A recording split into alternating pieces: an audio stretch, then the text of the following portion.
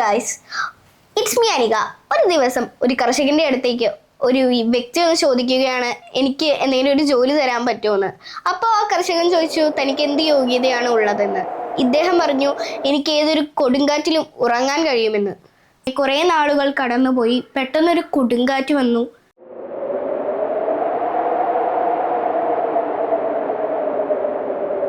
അപ്പൊ ഈ കർഷകനും കർഷകന്റെ ഭാര്യയും ആകെ പേടിച്ചു പോയി.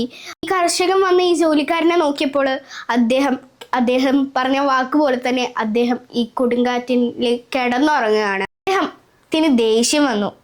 അദ്ദേഹം ആദ്യം പോയി നോക്കിയത് ജനവാതിലുകൾ അടച്ചിട്ടുണ്ടോ എന്നാണ്. അത് അടച്ചിരുന്നു. കൃഷിയുടെ ഉപകരണങ്ങളൊക്കെ വളരെ സേഫായിട്ട് വെച്ചിരുന്നു ജോലിക്കാരൻ. അതേപോലെ തന്നെ ഈ പശുത്തൊഴുത്തുകൾ അതൊക്കെ ഭയങ്കരമായിട്ട് അടച്ചു വെച്ചിരിക്കുകയായിരുന്നു. ഈ കൊടുങ്കാറ്റുണ്ടായത് ഈ പശുക്കുട്ടികളൊന്നും അറിഞ്ഞിട്ട് തന്നെ ഇല്ലായിരുന്നു.